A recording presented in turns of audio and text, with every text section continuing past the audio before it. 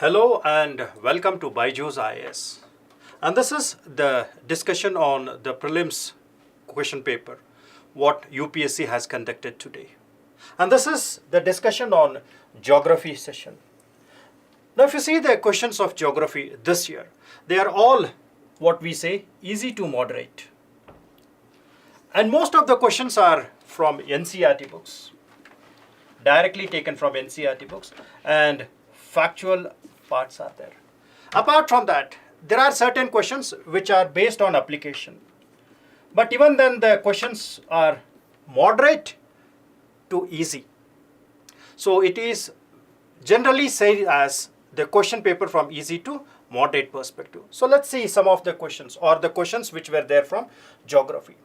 The first one is, consider the following countries: Italy, Japan, Nigeria, South Korea, South Africa. Which of the above countries are frequently mentioned in the media with their low birth rates or aging population or declining population? Now this is associated with something which is called as demographic dividend or demographic transition theory. While reading the demographic theory, we come across two types of demographic dividends. That is the benefit which the countries get from the structure of the population. The first demographic dividend is from the young population, like the developing countries, example India.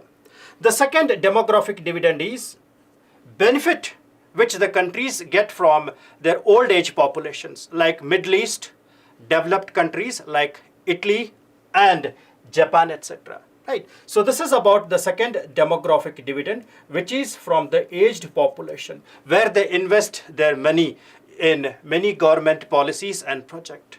The benefit which the government gets from that. And the characteristic of this is they all have always low birth rates and aging population. And they will always have an issues like geriatrics, aged issues with reference to medication. So hence, Italy is correct, Japan is correct, and then South Korea. Right, so here if you take that, 1, 2, and 4. A is correct option here. It is very simple based on the demographic transition theory. Then, consider the following statement. The Red Sea receives very little precipitation in any form. No water enters the Red Sea from the rivers. Now, the moment when you see Red Sea, this Red Sea is a tectonic lake. It means that it was created when the northeastern part of Africa, which broke away and drifted and attached to Asia, which became Arabian Peninsula. And in between that, we find the Red Sea. We find the Red Sea. Right. So it is a tectonic lake. That is first aspect. Second, it is a region where we find the rate of evaporation is more than precipitation. So hence the salinity is more in that areas. And that is a region where the rainfall is very less. The Red Sea receives very less amount of rainfall. Then no water enters into the Red Sea from the rivers. Now here we come across certain rivers which are small. Like we can take an example of Hadas River or Anseba River. But these rivers don't reach to the Red Sea. So hence, both the statements are correct here. So remember, these two rivers, they don't reach to the Red Sea. They just mix up in the marshy areas, in the coastal regions. Now moving down to the next question. The atmosphere is heated more by incoming solar radiation than by terrestrial radiation. Then carbon dioxide and other greenhouse gases in the atmosphere are the good absorbers of the long wave radiations. Now this is associated with something called as heat budget. Now in the heat budget, we always talk about insolation, which is short waves, and then terrestrial radiation, which is long waves. And also the characteristic of the atmosphere. When we talk about the composition of atmosphere absorbs long wave radiations. Absorbs long wave radiations. Right. Now, insolation is in the form of short waves which reaches to the earth. Now, among the insolation, 35% is reflected back. We refer this as albedo. And remaining of that, 14% is something which is absorbed by the atmosphere, and this 14% is in the form of short waves, which is absorbed. And the 51% reaches to the earth surface, and this 51% makes the heating of the earth surface, and after that it is radiated back by the earth, and we refer this as terrestrial radiation, which is in the form of long waves. And out of this 51%, 17% directly escapes to the space, and 34% is something which is absorbed by the atmosphere. So 48% is something which is absorbed by the atmosphere, and in that the terrestrial radiation, which is in the form of long waves, which makes the 34%. So hence it is the terrestrial radiation which is absorbed more by the atmosphere because of its characteristics, right? So here the atmosphere is heated more by incoming solar radiation, so that is wrong statement. It is heated more by terrestrial radiation. So the statement 1 is wrong. Carbon dioxide and other greenhouse gases in the atmosphere are good absorber of long wave radiation. This is what is significantly seen. They absorb and again they re-radiate back in the form of counter radiations, right? So hence the second statement is correct. So the statement 1 is incorrect and statement 2 is correct here, right? Then next question. Consider the following statement. The thickness of the troposphere at the equator is much greater as compared to the poles. At the equator, heat is transported to great height by strong convectional currents. Now this is with the structure of atmosphere, very basic question which is seen in your NCERT books as well. So we always talk about the troposphere, stratosphere, then we have mesosphere, and then thermosphere. Now this troposphere, it is 8 to 18 kilometers. It is 18 kilometers at the equator and 8 kilometers at the poles. Now the reason for its thickness, which is maximum at the equator, is one is due to heat or temperature, which develops the convection currents, which makes the heating and expansion. This is one. Second, we all know that Earth rotates and the speed of rotation is maximum at the equator. So at the equator, the speed is more, and hence the centrifugal force is also maximum at the equator. So at least if you remember these two, then you can answer that part, right? So the statement is, at the equator, the heat is transported to greater height by strong convectional current. So the second statement is correct. The thickness of the troposphere at the equator is much greater compared to the poles. So this is also the correct. So hence, if you take the statement, both the statements are correct and statement 2 explains the statement 1. Very simple from NCERT. Apart from that, you can also talk about acceleration due to gravity, that is small g, right? So hence, sometimes they may ask those, but here the correct answer is A, right? Now, which of the following is or correct inference or inferences from isothermal maps in the month of January? Now, the moment when you talk about isothermal maps, it is the lines which connects the two equal temperature. Now, in the context of the isothermal maps, so 2 months are taken to calculate the isothermal maps, and these 2 months are the months after solstices, that is summer solstice and winter solstice, because during those months the temperature is maximum and the temperature is minimum. That is, average temperature of Earth is maximum and minimum. So during the summer solstices, that is when the sun is there in the Tropic of Cancer, after that the next month is taken to calculate the isotherms. That is the next month after the summer solstice, where the Earth's average temperature is higher, right? So we take the solstices and their next months. So it is January and July. Now, this is one aspect. Second aspect is land warms also very faster and cools also very faster. land warms also very faster and cools also faster than that of the water because of its characteristics. And we know that the temperature is maximum at the equator and decreases towards the poles. So keeping these three things in the mind, the isotherms deviates to the north. Now they are talking about northern hemisphere over the ocean and to the south over the continent. Now here the question is about January, right? So January means the sun is present in the Tropic of Capricorn. Tropic of Capricorn. The isotherms deviate to the north over the ocean. So oceans are cooler than that of the land because land warms also very faster. And hence, in the land, they will deviate towards the equator, that is towards the south. So, the first statement is correct. The presence of cold oceanic currents, Gulf Stream and the North Atlantic Drift make. So, this has nothing to do with the isothermal maps here, right? So, the first statement is correct here. So, only one statement is correct here. Right. Now, which of the following countries are well known as the two largest cocoa production or producers in the world? It's a very factual one. So we know that Ivory Coast and Ghana. Cote d'Ivoire is also called as Ivory Coast.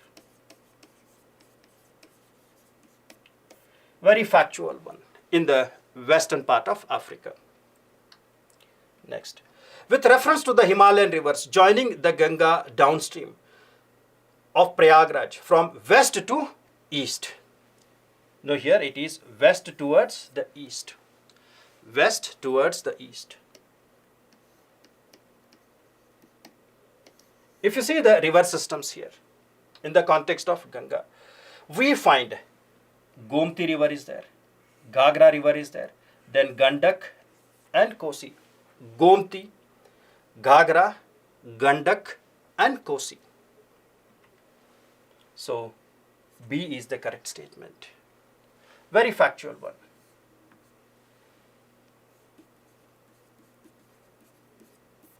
Right.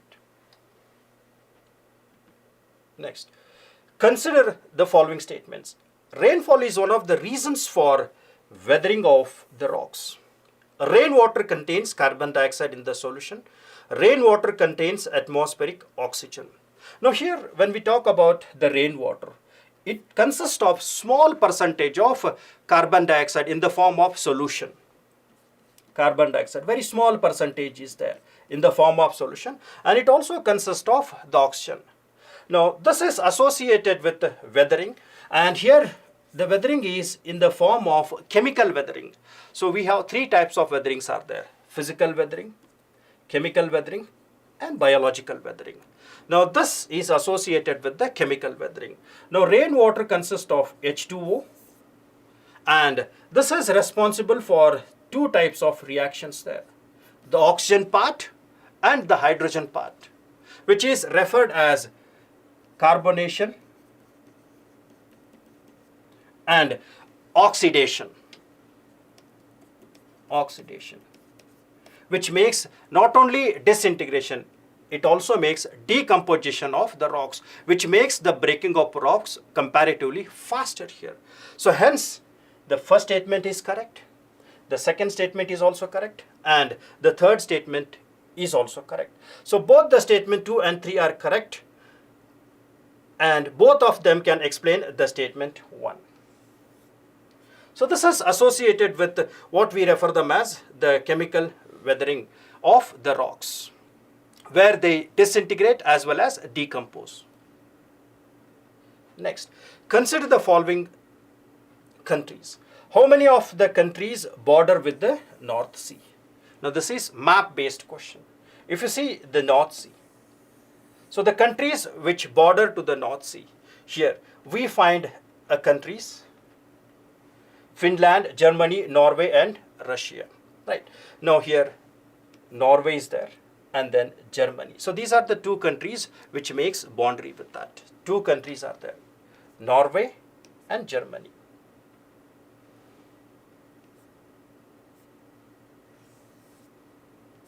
And Germany. Next, consider the following information. So this is about waterfall and the concerned rivers. Dhuandhar waterfall. It is with the Narmada, Rift Valley, Narmada, right? Then the Hundru rain waterfall. It is Subarnarekha River, Chota Nagpur Plateau.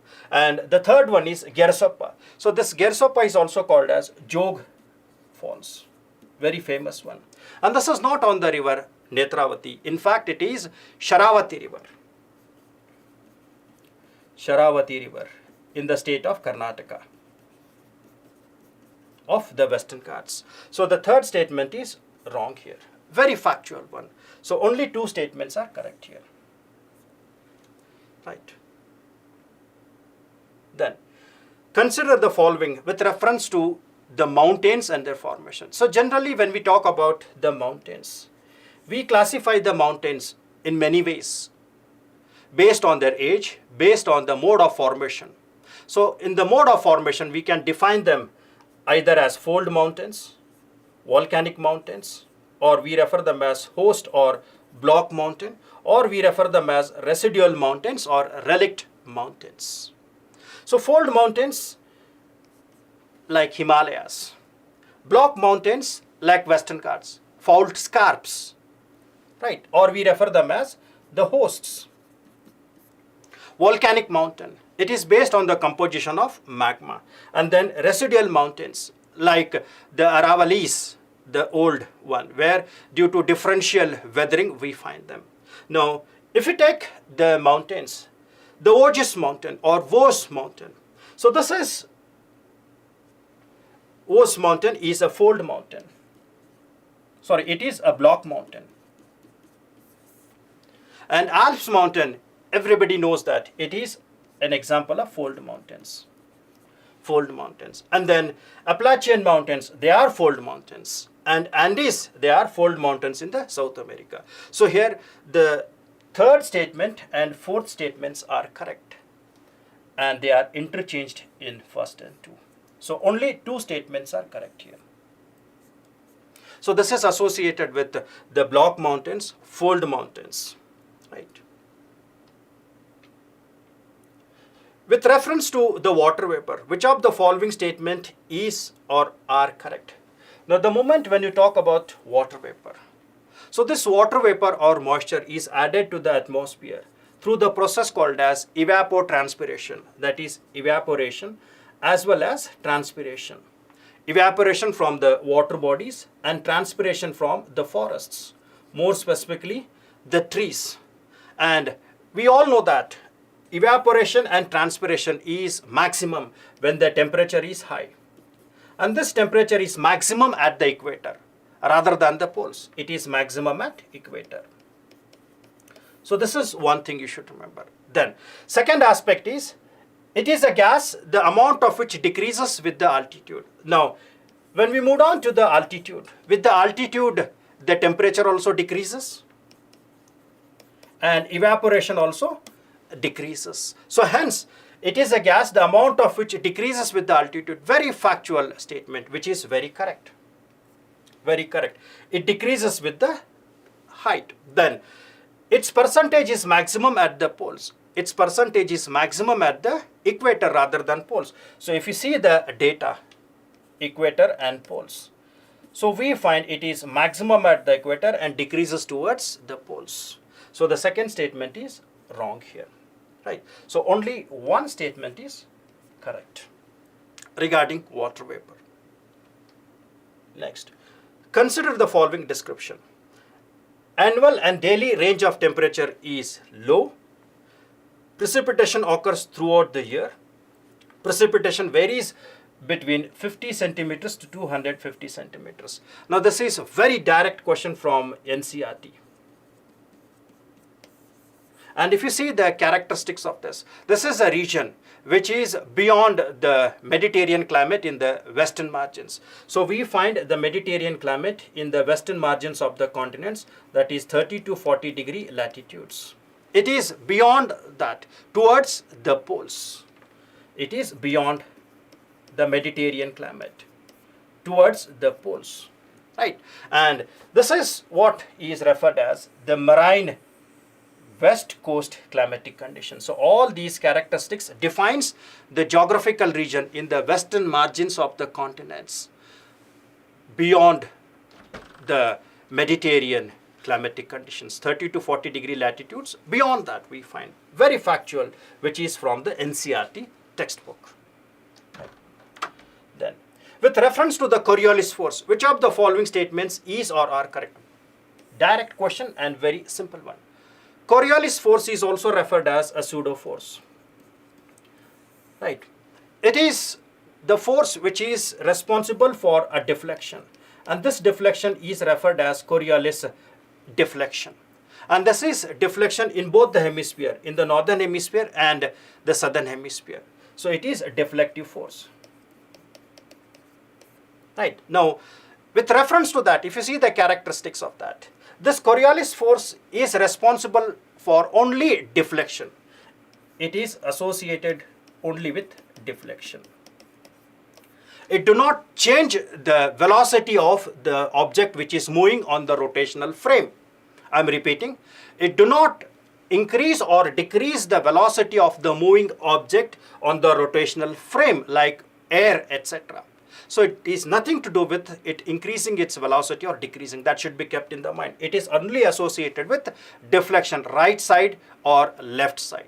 Right side in the northern hemisphere and left side in the southern hemisphere. Then, if the velocity of the moving object increases, then its magnitude of deflection also increases. So understand this. If the speed of the moving object increases, then its deflection also increases. Now this is very simple to understand. When you talk about the air which is moving above the earth's surface, so in the beginning when the air is moving above the earth's surface, so this air is acted upon by all the three forces, that is Coriolis force, gravitational force and frictional force. And the frictional force makes this wind to have less velocity, and hence the deflection is very less. As the wind gains more, as the air gains more height, then its frictional force is minus. When it reaches to the height, only two forces are acting on that. One is the Coriolis force and second one is the pressure gradient force. Right? Now, as the air moves upper, as its velocity its velocity increases, then the deflection also increases. So hence, if the moving object increases its velocity, then it will have maximum deflection. So it increases with the increasing in the wind velocity. This is one aspect. Then it is maximum at the poles and is absent at the equator. Now if you see the quadrants here, we have at equator 0 degree and at the poles 90 degrees. So sine 0 is 0 and sine 90 is 1. Right. So hence we say that it is maximum at the poles and 0 at the equator. Sine values of the angles. So it is always maximum at the poles and it is 0 at equator. Now many times we have seen that when you are reading about your cyclones also, generally we don't find the tropical cyclones develop on the equator. Why? Because the Coriolis force is 0 there. Coriolis effect is 0 there. Right. So it increases with the increase in the wind velocity. Magnitude increases. Then it is maximum at the poles and absent at the equator. So this is the correct statement. So both the statements are correct here. Now, many times they will make a mistake. Students make a mistake with reference to the first statement. You can again take an example of football. Any football player, when he takes the penalty corner. So in that, when he kicks the ball with high velocities, so in that case the ball moves and enters here. So it shows the maximum deflection with the velocity. Right. So both the statements are correct here. Next. On June 21st, every year, which of the following latitudes experiences a sunlight of more than 12 hours? Now, this is associated with two parameters. One is the tiltation of an earth, and second one is the revolution of the earth around the sun. So, because of tiltation and the revolution, I'm repeating, because of its tiltation and revolution, the subsolar point of the sun, of the sun, that is the vertical radiation of the sun, always shifts north and south. It shifts north and south. And this is responsible for 4 special days. And we refer them as equinoxes. Equinoxes where equal days and equal nights are there. Equinoxes where equal days and equal nights are there. And then we have 2 extremities. One is when the subsolar point reaches to the north, we refer this as summer solstice. And then winter solstice when it is there in the south. So this is in the month of June, and this is in the month of December. Now on June 21st, and this will be in the month of December, that is December 21st, Tropic of Cancer. So this is Tropic of Cancer. Right. Now here, equinoxes is experiences at the equator. So hence, this equator aspect is ruled out. Then, on June 21st, every year we find the experiences of sunlight more. So June 21st, already we know that this is at the Tropic of Cancer. So it can't be there in the Tropic of Capricorn. Right. And during that June 21st, Arctic will experience 24 hours of day. It will experience 24 hours of day or sunlight.